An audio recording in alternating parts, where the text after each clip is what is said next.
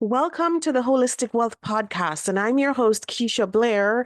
And today we have another solo episode of the Holistic Wealth Podcast. And this topic today on how to cope with depression came through to me from our listeners. And so when they listened to the episode a few weeks ago on 7 practical ways to overcome anger, several listeners reached out to me and said, please do an episode on depression. It's so needed.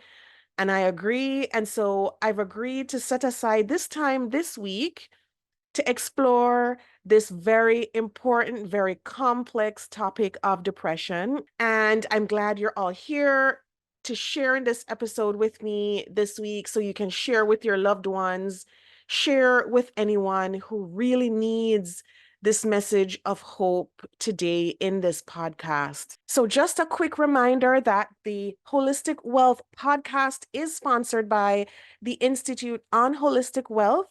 And you can find a range of resources on the website at www.instituteonholisticwealth.com. And as it relates to this episode on how to cope with depression, there's a holistic healing certification program that has so many resources within it and a lot of tips and strategies to cope when you're dealing with depression. Some of them we are going to cover off very quickly in this episode, but not in detail, because as you can imagine, this topic is so complex, so nuanced, and of course, on the Institute on Holistic Wealth website as well. For those of you who are interested in money trauma, there's the money trauma certification program. Now, I just wanted to get into this, and I have a few disclaimers before we start. And one of them is remember to always contact your healthcare provider if you're going through a situation and you need help. The other thing is, and I'll give some resources at the end of this episode in terms of hotlines that you can call if you're dealing with a situation, an emergency situation right now, where you're thinking about suicide or having suicidal thoughts, suicide ideation. And there's some resources that I'll give at the end of the podcast episode that you can also share if you're not going through depression, but you know a friend or a family member or a colleague who is. Some really great resources to access, even from previous episodes of this podcast. So, dear listeners, let's do this journey together, walk this road. There's so much wrapped up in this topic in terms of depression and so much to cover. But again, this is kind of like a primer. I'm sure we'll come back to this topic over and over again in future episodes of the podcast because there's so much around this topic to explore. So, what is depression?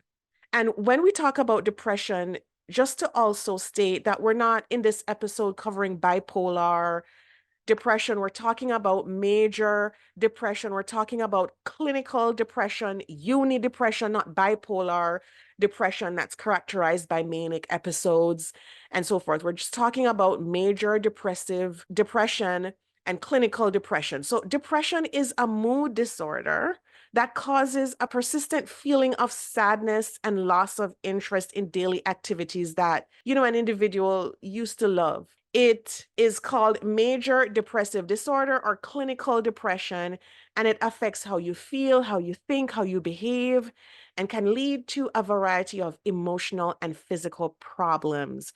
You may have trouble doing normal day-to-day activities, and sometimes you may feel as if life isn't worth living. I hear a lot of people with depression say, I had a dark cloud. It feels like I wake up just seeing black.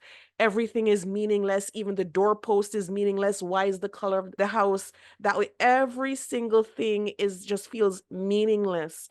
Now, I just want to state that we use the term depression very loosely. A lot of people get sad or they have a bout of the blues. Oh, I didn't get that promotion I wanted for years. Now I'm so depressed. Or I was looking forward to going to that trip and it got canceled because of the weather or some other mishap and I'm so depressed. That's not depression.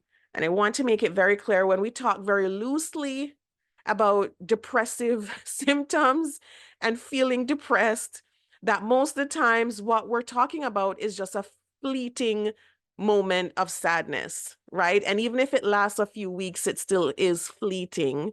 And it really is not major clinical depression. It's something that, we snap out of.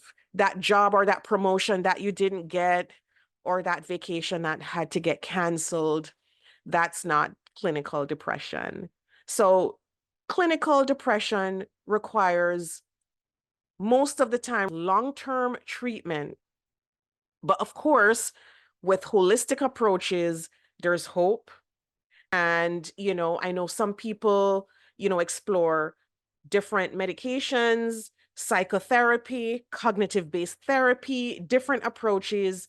But the point about what I'm trying to bring forth is it's not just this loose term that we talk about when we talk about depression.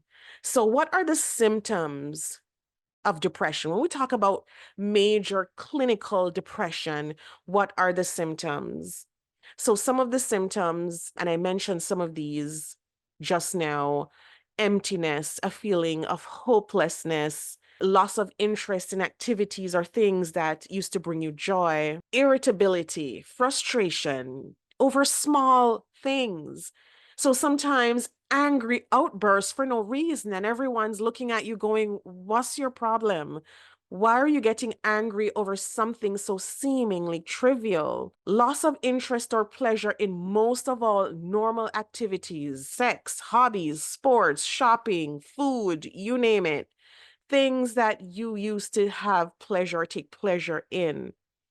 Sleep disturbances. Studies show that's one way, including insomnia, sleeping too much, but one way of telling if you have depression or your loved one is suffering from depression is an inability to sleep throughout the night. So you may fall asleep, but then let's say 2, 3 a.m., you wake up, you can't go back to sleep. So there's an inability to maintain your sleep patterns. That could be one symptom. Crying uncontrollably. And of course, most of us cry from time to time when we get sad, but the type of crying that I'm talking about is like for seemingly trivial things. The tears just flow, you can't control it, and it's not related to, let's say, a specific event. It's just uncontrollable crying. Reduced appetite and weight loss, or increased cravings for certain food. And we know that increased cravings for carbs because, during a depressive episode, the body actually goes into overdrive for carbs. And there's a scientific reason for that. Cravings for carb to have that stimulating effect of like sugars and sweets for getting that high. Anxiety, agitation, or restlessness, another symptom. Slowed thinking, brain fog, things like that, and feelings of worthlessness, guilt, fixating on past failures or self-blame. A lot of people with depression also suffer from tremendous guilt for something in the past that should have been done, something that they feel guilty about. So we talked about like the brain fog, the trouble thinking, concentrating, making decisions, and even remembering things. Now, serious emergency episodes when we talk about recurrent thoughts of death, suicidal thoughts, suicide attempts. Now, that is extreme, but also part of the list of symptoms. And as I said at the beginning, if that's the case, if you know someone who is at this stage right now, then that's an emergency situation that should require emergency help. And I'll give some resources at the end of this episode so that you can pass those on. And I'm hoping that you will share this episode with loved ones because it's such a crucial episode. And of course, depression extends to children, seniors, and there was a previous episode. I'll give the link after this episode is finished. I'll give it in the show notes of a previous episode that I did in terms of depression in teens. And of course, some of the same symptoms are mimicked in children and teenagers as adults, right? The same symptoms, including irritability. We might see more clinginess depending on the age of the child, aches and pains, refusing to go to school, not eating, being underweight, irritability, feeling negative, anger, poor performance in school, using recreational drugs, self-harm, and we hear of teens engaging in self-harm activities more and more these days, cutting themselves, things like that. And of course, that can also be a hallmark symptom of depression in children and teens. So if you're a parent listening in, some of the things to watch out for, some of the signs and symptoms. And of course, we want to be able to not only help our children and teens, but we want to help those in the wider community around us. Now, there's so much going on in the economy. There's a cost of living crisis. There's a loneliness epidemic. People are feeling pressures. I cannot, even as a trained economist, remember another time like the time we're living in terms of cost of living and affordability. And I'll tell you why. I remember being on Laura Coates's podcast, and that's CNN anchor Laura Coates, and I spoke about the rising interest rates on her podcast. And I said in my book, In Holistic Wealth, that we're entering this lost decade. And the last time we were in a lost decade historically was the 2008 crisis. And I see a lot of parallels, but I feel like in this age and stage, it's a lot worse. You hear on the news every day, you hear in Canada of people's mortgages doubling because of the high interest rates. And make no mistake, like we have people who had interest rates of 1.5%, extremely low, yes, who are renewing mortgages at 6.5%, people who used to have 2 and 3%, who are renewing mortgages at 6%. So that's why we're seeing the doubling take place. But what does that do to an individual? Well, people are thinking of selling their homes because even if they renew at that rate, it's so hard for them to be able to come up with that. People's salaries are the same. Their earning potential isn't going to double overnight. And so what you have is historically, what we went through was the most intense period in history of rising interest rates. I think in Canada, it rose 10 times over a 1 year period, which has been the most intense period of rising interest rates that we've had historically. So when we talk about holistic wealth and applying this holistic wealth framework to these issues of mental health, it's very important that we don't tackle these issues in silos. Because if people are going through a cost of living crisis, if people are going through marital issues, if people are going through health issues, postpartum depression, it all lends itself. And we have all these pillars of holistic wealth that is interdependent. And the point I'm trying to bring forth here is that all of these things affect us. All of these things affect us on a day-to-day basis. And stress and inflammation, I'm going to get into that more into this episode. Chronic stress can absolutely lead to depression.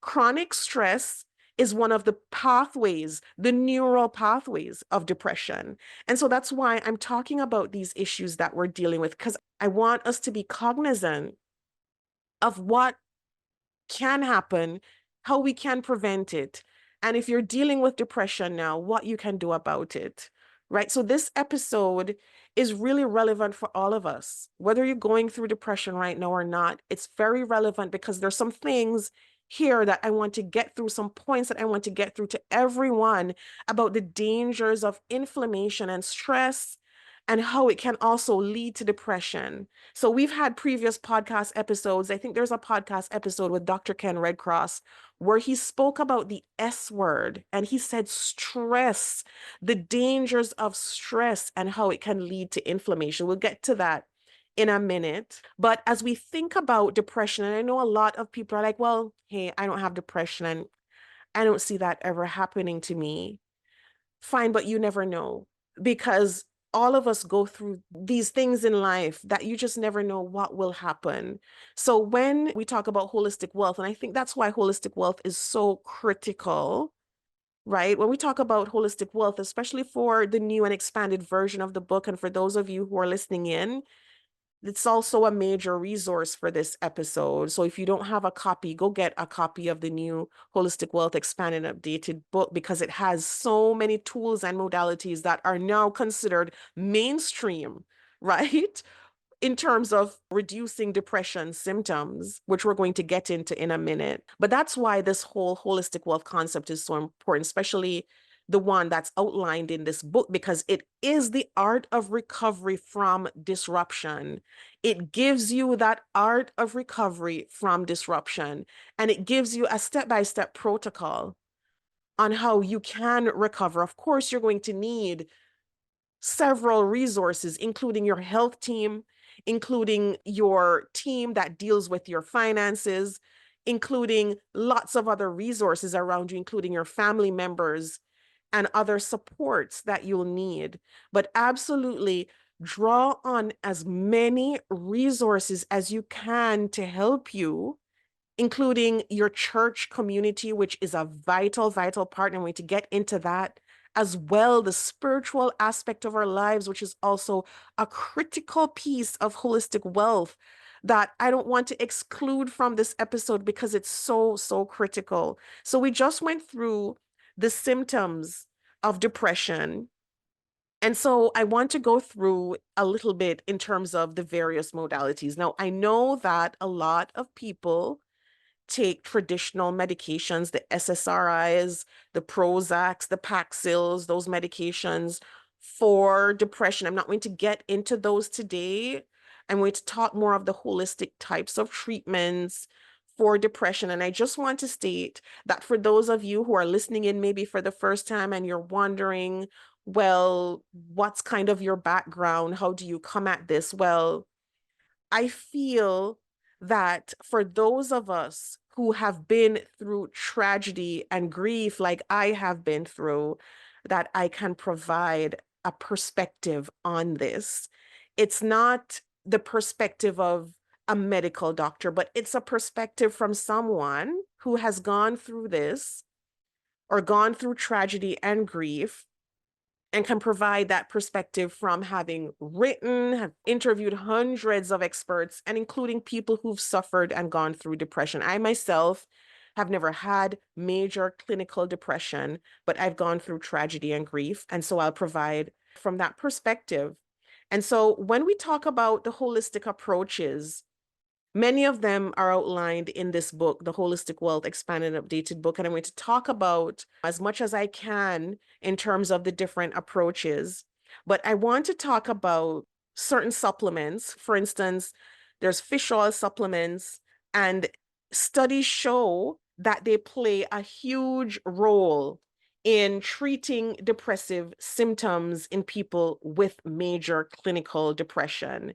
Now, many of us grew up taking cod liver oil supplements. Like, I think about my childhood and I just have to smile, because I grew up on cod liver oil. It's something that I give my kids now. It has so many benefits, and there's a long list of studies that actually shows that EPA is so good for people going through depressive symptoms of depression. So I just wanted to explore that a bit, because it's so important in terms of the things that we can do in our own lives. And let me just state, when we talk about how we overcome depression or cope with depression, it's not a passive approach.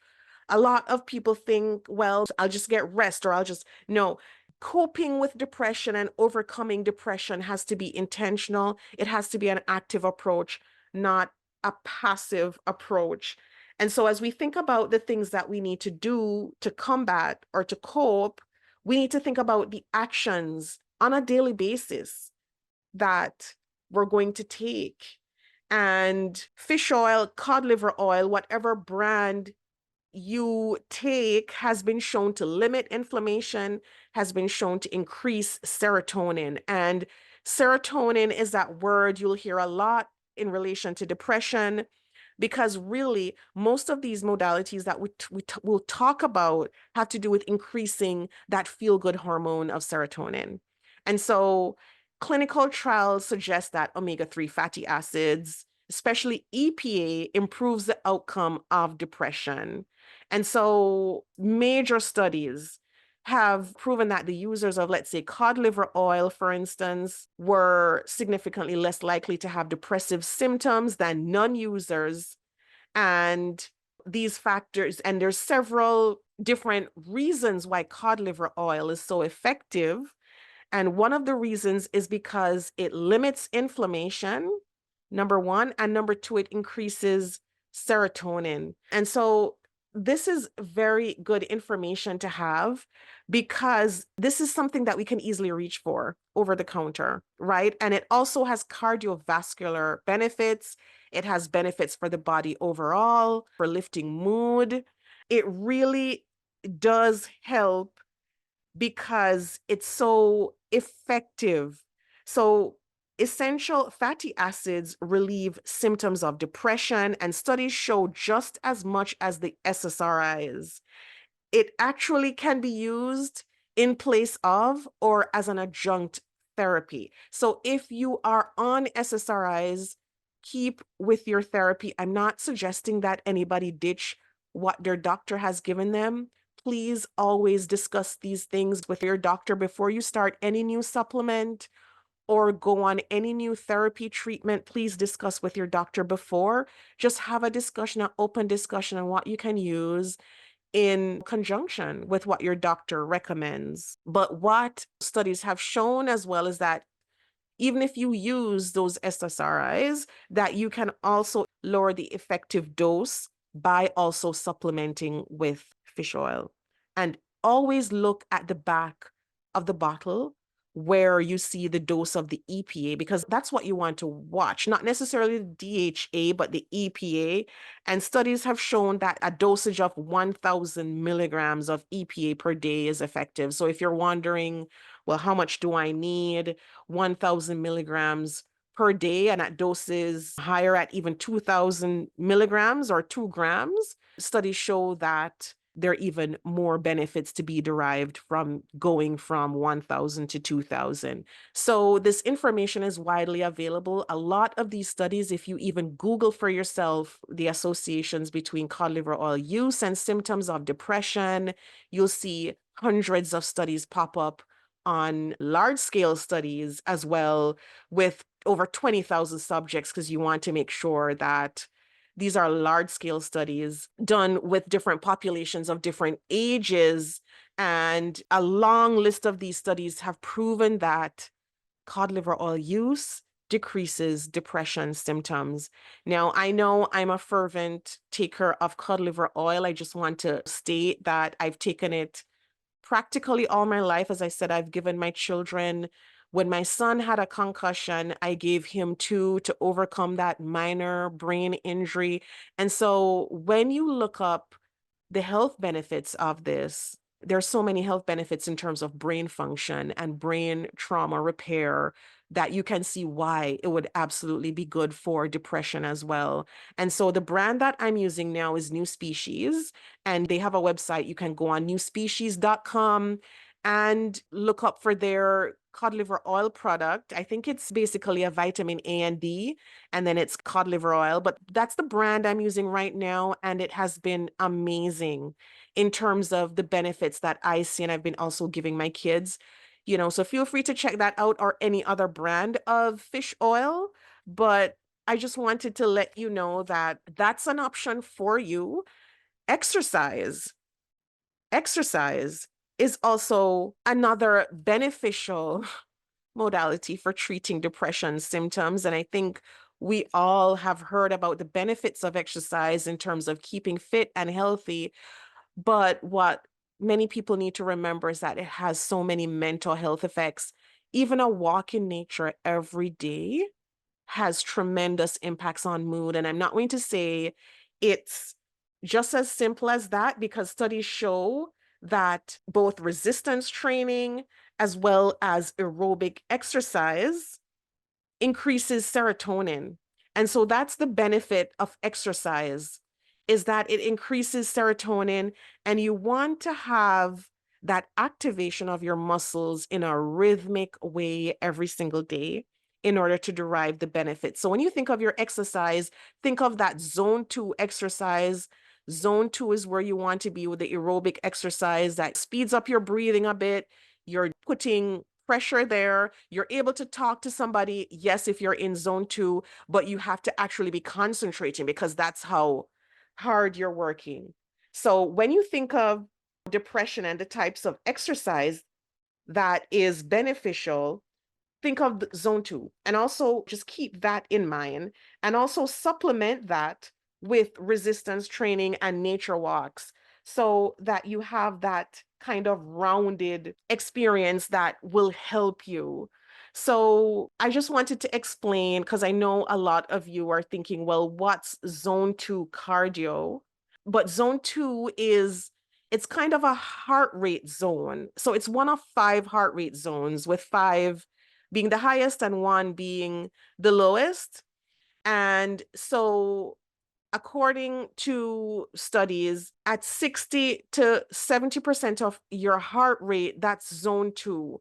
So it is still considered low intensity, but it's steady effort that you can maintain for a long time, right? So that you can still speak when you're in zone 2, but you're still putting out that effort, right? So zone 2 isn't rigorous, but it's rigorous enough that it helps with those depression symptoms.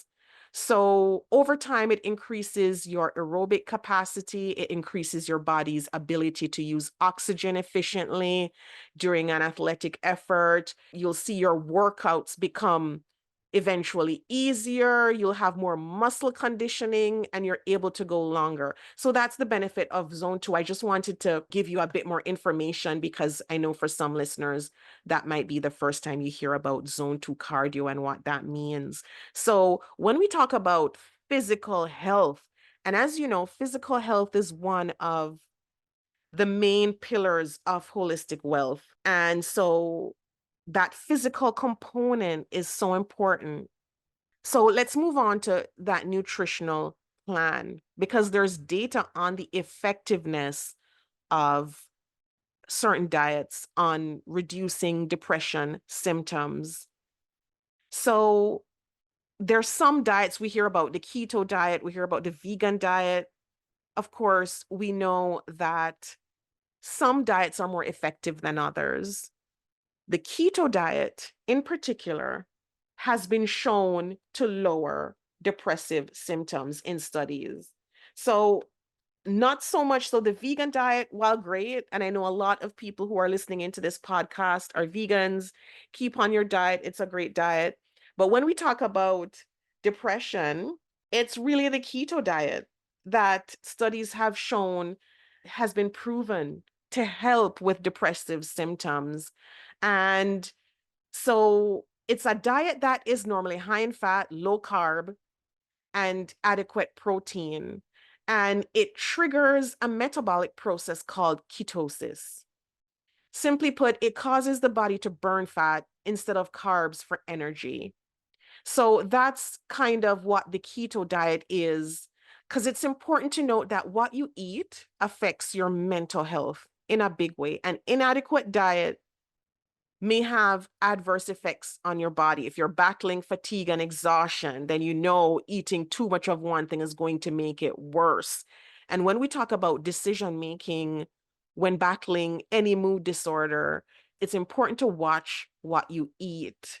So there are several ways in which the keto diet helps relieve depression. It increases substances that play critical roles in managing stress, and we spoke about stress, managing anxiety and mood, because low levels of these substances has links to clinical depression. So the keto diet increases the substances which transmit neurons, potentially improving depressive symptoms. It also really helps with decreasing oxidative stress. So there are certain compounds that we're exposed to daily called free radicals. And I know many people might have heard of free radicals and how they damage our cells. So this is referred to as oxidative stress. But with the keto diet, it improves your body's antioxidant activity, helping to reverse some of the damage caused by free radicals in your cells. There are certain other ways that it helps, like regulating insulin function, which is the hormone that helps manage your blood sugar levels, and it decreases inflammation, right? Which also is a pathway to depression. So those are some ways the keto diet helps with depression. And so you can also research more on that to see if that diet is right for you, depending on what other health challenges you're faced with right now. But there's a whole lot of information there on there in terms of the keto diet with a focus on high quality proteins and vegetables, and whole foods in your diet, and things like that. So in terms of diet, there's so much around diet and exercise.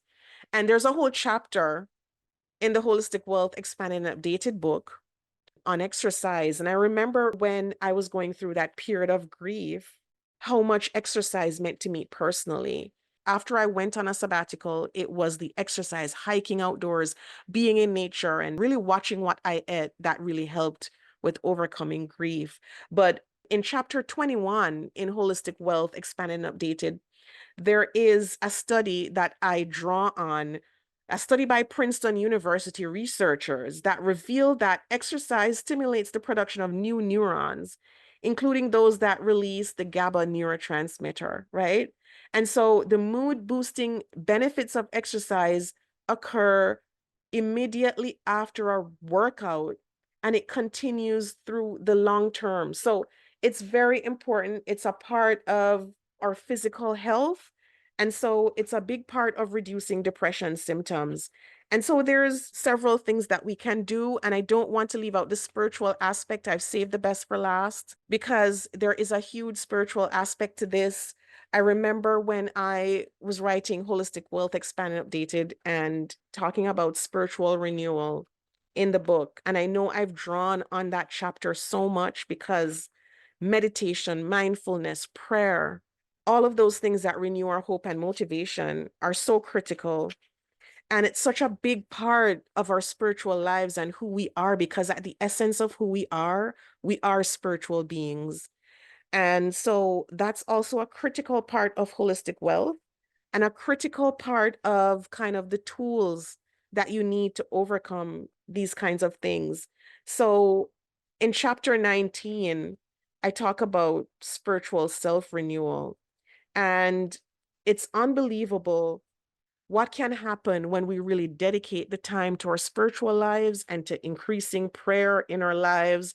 As I stated in that chapter, spiritual self-renewal is about taking the time to rejuvenate, letting the past go. So a new you in a new phase of life can be born. And this is a very powerful thing because I've spoken about guilt. I spoke about guilt in the first part of this episode, and I spoke about the dry bones. I know I've spoken about dry bones before on this podcast, but through methodical and continuous efforts to renew ourselves, then we don't get stuck in those valleys and those valley moments where we're down and out. And if you're listening to this and you're not suffering from depression, but you're having the blues, you are sad, you've lost your hope and motivation, this is also very relevant for you because it's so important that we don't lose that. And of course, we need that conscious commitment to that life of self-discipline and also that spiritual endeavors and really taking the time to focus inward and through prayer and through finding that fierce optimism, even when life isn't going our way, even when the anxiety is taking hold, even when we feel those deep, dark days. And so this episode is so relevant to all of us. And there are certain other tools like journaling, practicing that, writing down a journal of your thoughts and experiences, your insights, because I find that when we go through setbacks, there's so many lessons that we can pass on to others that can help them overcome what they're going through. And so it's so important for us, even as we're going through dark days, to write down the things that have been helping, the little glimmers of hope that we've had during the day, gratitude, all of that comes into place. And of course, passing on those lessons to not only the younger generation, but those in the wider community. And so if you're listening in, there's some previous podcast episodes that I will also link to in the show notes that are so good for those who want to explore more, hear from others who've suffered from depression and who've come out of it to talk about their experiences. There's an episode with Michelle Quay. She suffered from depression and suffered from negative self-talk, suicidal thoughts. And we had her as a guest on the podcast, and she spoke about her journey with a suicide attempt and how she overcame suicidal thoughts and suicide ideation. And she changed her life. But just to give you a little bit of context, she is permanently disabled as a result of a hit and car run accident when she was 11 years old. And she grew up in a society and culture where beauty was heavily weighted. So she went through a lot in terms of having become permanently disabled and had to deal with depression. But more importantly is how she came through it, facing her own fears, facing her own personal judgments and harsh criticism. And she has some lessons to share from her podcast episode on this podcast as well.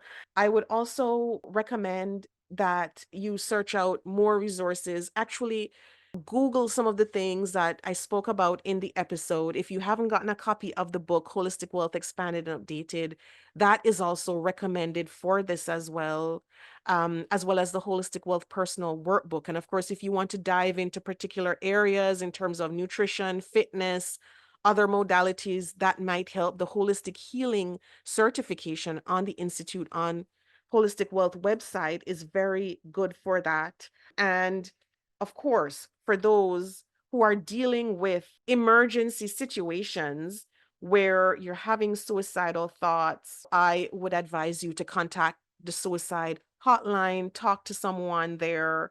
And also, if you have friends and family members who you prefer to reach out to, for instance, then do reach out to family and friends. The first step is talking about it. And that, helps a great deal. If there's a spiritual leader at your church or a pastor who you feel more comfortable reaching out to, then I would suggest you do that as well. There are so many community service groups in Ontario, in Canada. There's COPE Mental Health Program, and there's the Mood Disorders Association of Ontario that has a support hotline. You can find a lot of information on different apps. If you're looking for different apps to explore, like the Mindshift app, I spoke about journaling earlier. The Holistic Wealth Workbook is great as a journal as well as a mood tracker, and there are others that you can find. There are mind tools as well. So when we talk about holistic wealth, that's why this is so critical, because I know a lot of people are also going through financial issues. And so if that's one of the pieces that you think is affecting you stress-wise, and I'm not talking about just major clinical depression, I'm talking about even stress, which leads to depression, then please tackle those areas of your life now before it gets worse. And that's why I find this holistic wealth set of resources, including the Institute, is so vital, because everything is interconnected and we need all these resources to help. And of course, with mood tracking what is bothering you most, the Holistic Wealth Workbook and the book, the Holistic Wealth Book, are also great tools, as I said.